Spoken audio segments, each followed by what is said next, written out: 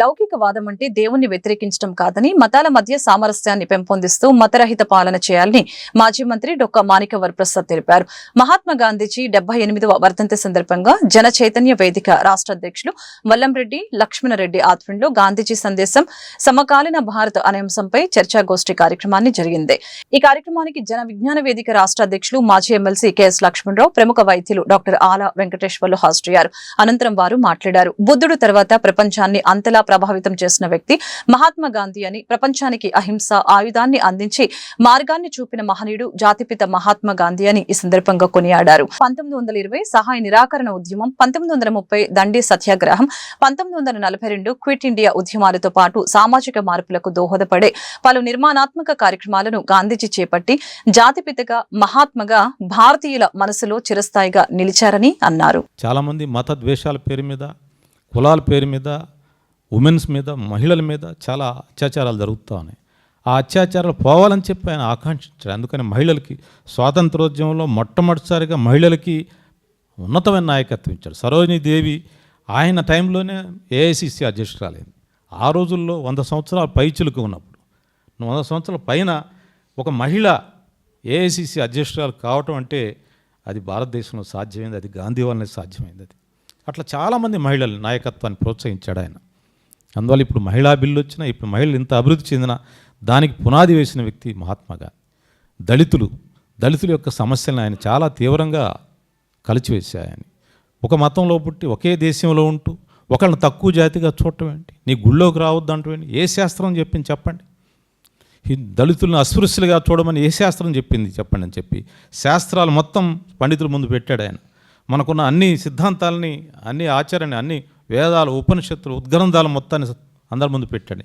ఏ గ్రంథంలో ఎక్కడ భారతదేశంలో అస్పృశ్యత పాటించవచ్చు అని ఎక్కడ చెప్పారో చెప్పండి అని చెప్పి ప్రశ్నించాడు ఆయన. ఎవరు చెప్పలేకపోయారు. అందుకనే భారతదేశ అస్పృశ్యతను ఒక బ్లాట్ అని చెప్పి, ఒక మచ్చ అన్నాడు.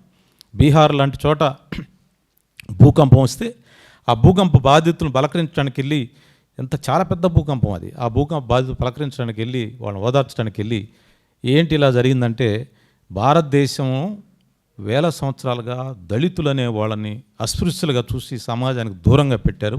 దానికి భగవంతుడు కోపగించుకొని శాపం పెట్టడం వల్ల అంటే సెన్సిటైజ్ చేస్తాను, ప్రజల్ని సెన్సిటైజ్ చేయడానికి మనం చేసిన పాపానికి ఇది ప్రతిఫలం అని చెప్పి ఆయన ప్రజలంతా ఆశ్చర్యపోయాడు. నిజమే కదా అని చెప్పి అప్పుడు దేవాలయ ప్రవేశం అనే కార్యక్రమాన్ని చేపట్టి అనేక గ్రామాల్లో అస్పృశ్యులకు సేవ చేయటం అంటే ఆయన హరిజన సేవక సంఘాన్ని ఒకటి స్థాపించాడు. హరిజన సేవక సంఘం అనేది హరిజనుల కోసం కాదు, ఆయన అగ్రవర్ణాల వాళ్ళు హరిజనుల కోసం సేవ చేయటం ఆయన ఉద్దేశం. హరిజన సేవక సంఘాన్ని చాలామంది అనుకుంటారు అది ఒక దళిత సంఘం అనుకుంటారు. కాదు, అది అగ్రవర్ణాల్లో ఉన్న పెద్దవాళ్ళంతా దళితుల కోసం సేవ చేయండి, మీకు ఇది మహద్భాగ్యం, ఇది చేస్తే మీకు పుణ్యం దక్కుతుంది, మీకు భగవంతుడు ఆశీర్వదిస్తాడని చెప్పి వాళ్ళని ప్రోత్సహించి, ఆ రోజు పెద్ద స్వాతంత్ర సమర యోధులు, ఉన్నవ లక్ష్మణారాయణ లాంటి వాళ్ళు, పెద్దవాళ్ళు, అనేక మంది పెద్దవాళ్ళంతా హరిజన సేవ చేసి దేవాలయ ప్రవేశం చేసి తరించారు వాళ్ళంతా కూడా. అందువల్ల సమాజాన్ని ఇంటిగ్రేట్ చేయడం కోసం ఆయన కులాలని, మతాలకు అతీతంగా ఆయన ప్రయత్నం చేసేవాడు. లౌకిక భావన మొట్టమొదటిసారిగా బాలగంగాధర తిలక్ స్వరాజ్యం నా జన్మ హక్కు, దాన్ని పొంది తీరాలని కొన్ని బెంగాల్ విభజన ఫలితంగా కొన్ని ప్రజా ఉద్యమాలు నిర్వహించారు వాళ్ళు.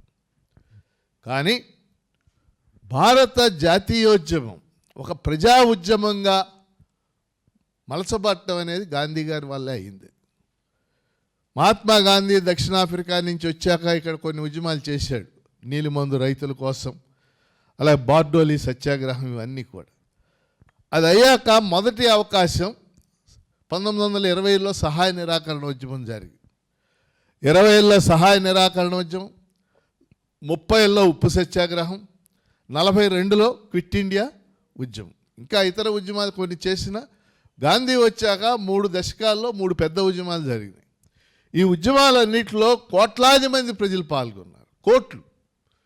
అనేక మంది తమ వృత్తులను వదిలేసి వచ్చారు, మహిళలు పెద్ద సంఖ్యలో పాల్గొన్నారు, ఆస్తులు జాతి కోసం దానం చేశారు.